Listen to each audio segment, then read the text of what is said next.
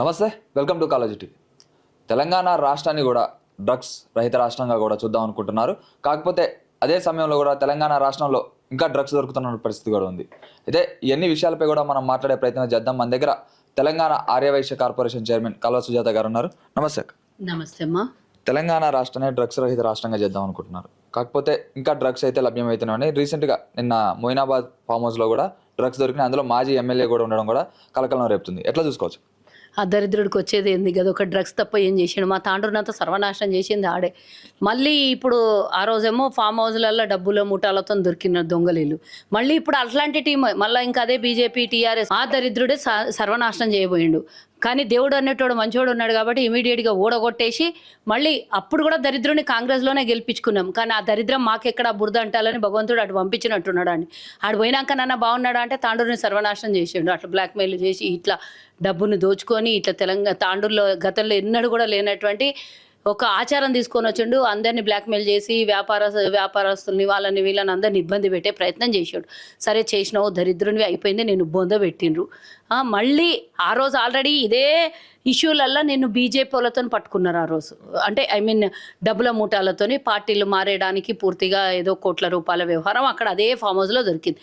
అంతకుముందు కూడా వాడు ఒక వీడి తమ్ముడు నిన్న గన్ ఫైర్ చేసిండు కదా, వాడు నిన్న బుల్లెట్లు షూట్ చేసిండు కదా, ఆడే ఇంతకుముందు వీడు వాని తమ్ముడు ఇద్దరూ కలిసి ఒక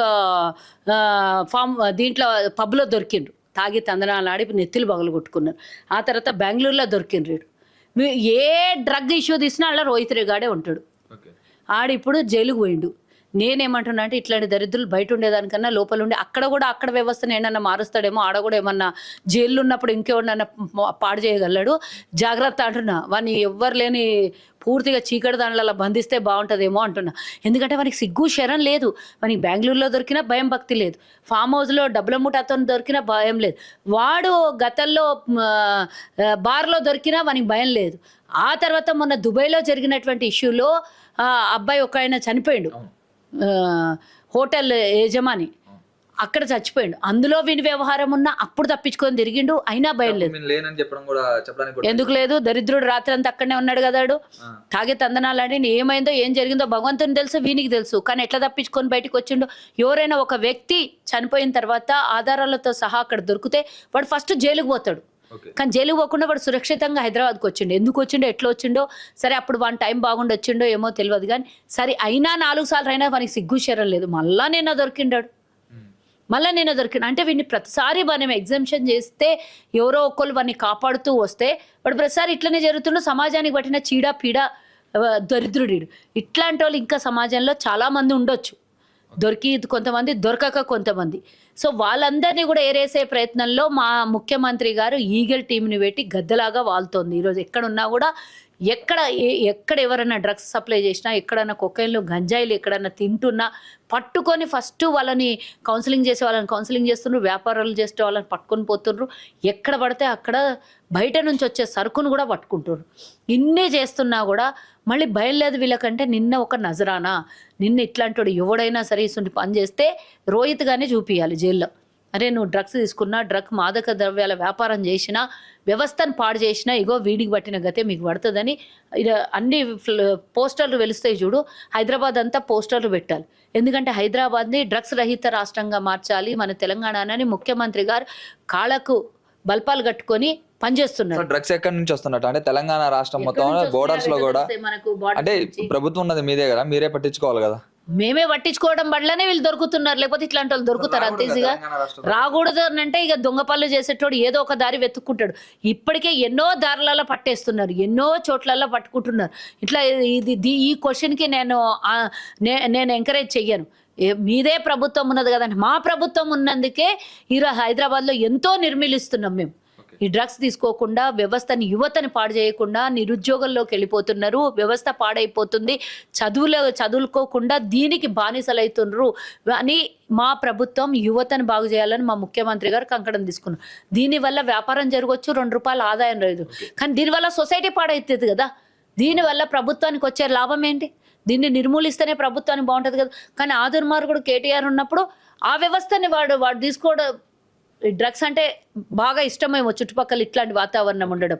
మరి పక్కల రాష్ట్రాల్లో వాళ్ళకి ఏందో షోకాస్ నోటీస్ ఇచ్చారు. ఇప్పుడు జైలుకు పోయినా ఇంతవరకు షోకాస్ నోటీస్ ఇవ్వలేదు, వాడిని సస్పెండ్ చేయలేదు. అంటే దీన్ని వెనకాల ఎంకరేజ్ చేస్తున్నట్టే కనబడుతుంది కదా.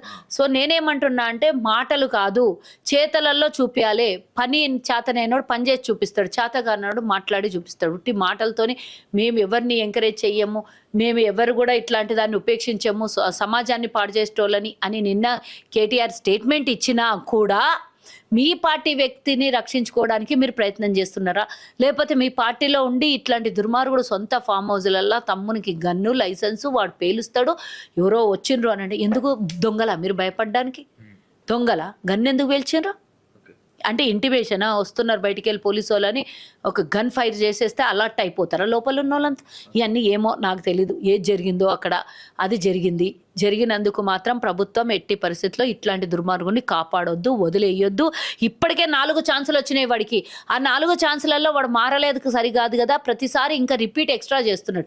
ఏదో ఒక వ్యవహారాల్లో, డబ్బుల వ్యవహారంలో, పార్టీ మారే వ్యవహారంలో, డ్రగ్స్ వ్యవహారంలో, ఇంకా రకరకాల వ్యవస్థలలో ఈ దుర్మార్గుడు ఉన్నాడు. కాబట్టి ఈ దుర్మార్గుడిని ఉపేక్షించొద్దు. ఆయనతో పాటు ఇంకా 10 మంది దాకా కూడా పాజిటివ్ వచ్చిందని చెప్తున్నారు. అందులో ఆంధ్ర ఎంపీ కూడా ఉన్నాడని కూడా సమాచారం ఉంది. ఎట్లా చూసుకోవచ్చు మేడం? అందుకే ఆయనకు షోకాస్ నోటీస్ ఇచ్చిండ్రని నేను ఇందాకనే చెప్పినా. ఇది పార్టీలకు అతీతం అని ఏ లీడర్ స్టేట్మెంట్ ఇచ్చినా నేను ఒప్పుకోను. చంద్రబాబు నాయుడు ఏమన్నా అంటే నేను సపోర్ట్ చేసిండు అని అంటలేనమ్మా. పార్టీ నాయకులే కలుసుకున్నారు కదా, మా పార్టీకి సంబంధం లేదు, మా పార్టీ చేయమన్నది పార్టీ చేయమనకపోవచ్చు, అది వేరే విషయం. వ్యక్తులైతే పార్టీకి సంబంధించిన వాళ్ళే కదా. కాబట్టి వీరందరూ కూర్చొని ఏం సంకేతం ఇస్తుర్రు? టీడీపీ వాళ్ళు, బీజేపీ వాళ్ళు, బీఆర్ఎస్ వాళ్ళు ముగ్గురు ఒక జగలో చేరి ఏం సంకేతం ఇస్తుర్రు? ఏం నడుస్తుంది అంటే లేక దుబాయ్లో జరుగుతున్నటువంటి విధ్వంసాలను చూసి మా పెట్టుబడులని, వీళ్ళందరి పెట్టుబడులు అక్కడనే ఉన్నాయేమో, మా పెట్టుబడులు ఎక్కడ మార్చుకోవాలని ఒకటి ఏమన్నా డిస్కషన్ జరుగుతుందా? ఇంకేమన్నా జరుగుతుందా? ఏదైనా జరిగి ఉండొచ్చు అక్కడ. కాబట్టి ఈ వ్యవహారాల వెనకాల కూడా తప్పకుండా రాజకీయ శక్తులు, రాజకీయ నాయకులు అయితే ఉన్నారు కదా. క్లియర్ కట్ చంద్రబాబు ప్రెజర్ చేసి మా ఎంపీని వదిలేయండి అని చెప్తే మరి రేవంత్ రెడ్డి వింటాడా? ఇన్నెడుతుంటే నిన్న దొరకకనే ఉంటారు వాళ్ళు, దొరకకనే ఉండరు ఇదేది ఉంటే. That's it. సామాన్య ప్రజలందరూ కూడా డ్రగ్స్ వాడకుండా ఎన్నో యాడ్స్ అనేవి ఇప్పిస్తున్నారు, అన్ని చేస్తున్నారు. అలాంటిది చెప్పాల్సిన ఎమ్మెల్యేలే ఇలాంటి డ్రగ్స్ దాంట్లో దొరుకుతున్నారు. నేనేమంటున్నంటే సమాజానికి మీరు ప్రజాప్రతినిధులుగా ఉండి మీ నియోజకవర్గాలకు, మీ స్థానిక జనాలకి మీరు ఏం సంకేతం ఇస్తున్నారు?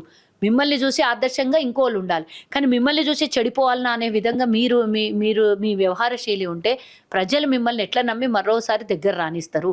కాబట్టి ఇది వ్యవహారం ఓన్లీ కేవలం మీ ఇంటి వరకు కాదు.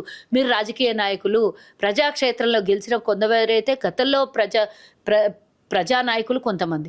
సో మీరందరూ కలిసి సొసైటీకి మంచి మెసేజ్ ఇవ్వాలి. మీరు డబ్బులు సంపాదించుకుంటారో ఏం సంపాదించుకుంటారో బయట చేసుకున్నారు, అయినా ఇక్కడ కూడా సొంతంగా కూర్చొని ఇట్లాంటివి వ్యవహారాలు నడిపిస్తే మాత్రం ఎవ్వరు కూడా మిమ్మల్ని మళ్ళీ ఒకసారి దగ్గర రానియరు. అయిపోయింది ఇంకా వాడిది. ఎన్నో రోజుల నుంచి అనుకుంటున్నాం. నేను గట్టిగానా ఎవరన్నారు అట్లా? ఇప్పుడు ఇంకా అంతకన్నా ఎక్కువ మాట్లాడతా. దాని ఏమైనా ఉన్న వాస్తవాలనే మాట్లాడితేనే ఇప్పుడు అదే చెప్పిన. ఇంకోటి కాలోజీ టీవీ ద్వారా నేను చెప్పేది ఏంటంటే, కాలోజీ టీవీ ఒక ఎలక్షన్ అప్పుడు మేము ఒక లైవ్ ఇచ్చినాం వాడికి. వీడి పేరేంది, రోహిత్ రెడ్డిది. వాడు చేసిన భూ కబ్జాల దగ్గరికి, వాడు నడిపించినటువంటి వ్యవస్థల దగ్గరికి వెళ్ళి లైవ్లో నేను చూపించిన. మీ కాలోజీ టీవీకి తెలుసు. ఈరోజు మళ్ళీ మీ ఛానల్ ద్వారా చెప్తున్నాను నేను. ఆ రోజు తాండూరులో చెప్పిన, ఈ దుర్మార్గుడి వల్ల తాండూరు సర్వనాశనం అవుతుందని చెప్పిన, వాడిని ఓడగొట్టినందుకు తాండూరు ప్రజలకు ధన్యవాదాలు తెలియజేస్తూ, చూడండి నేను అప్పుడు చెప్పింది ఈరోజు నిజమైందా లేదా, ఈ దుర్మార్గుడు వ్యవహారం ఎట్లుందో ఒక్కసారి. తాండూరులే కాదు, యావత్ టీఆర్ఎస్లో ఇట్లాంటి చీడ పురుగులు ఉన్నారు అనే దానికి నిదర్శనంగా కేటీఆర్కి ఆ రోజు మా రేవంత్ రెడ్డి గారు వైట్ కాలర్ టెస్టింగ్ అని రమ్మన్నారు ఆ రోజు ఛాలెంజ్కి. రాలేదు. నా కాలేయం తీసుకోండి, నా ఇది తీసుకోండి, అది తీసుకోండి అని స్టేట్మెంట్లు ఇచ్చిండు. తప్పుకున్నాడు, సైలెంట్గా ఉన్నాడు ఆ రోజు. ఇప్పుడు కూడా మీ నాయకుడు ఒకడు వాడు జైలుకు పోయినా కూడా వానికి సోకాస్ నోటీస్ ఇవ్వలేదు, కనీసం సస్పెండ్ చేయలేదు ఇప్పటిదాకా. సో ఇలాంటి వ్యవహారాలు, దుర్మార్గులు ఉన్నటువంటి ఈ వ్యవస్థని రేవంత్ రెడ్డి గారు మంచి ఒక పద్ధతిని ఎన్నుకున్నారు. ఈ డ్రగ్స్ రహిత రాష్ట్రంగా చెయ్యాలనే ఉద్దేశంతో ఈగల్ టీంని ఏదైతే పెట్టిందో అది చాలా బాగుంది అన్న. ఇట్లాంటి దుర్మార్గుని మాత్రం వదలొద్దు.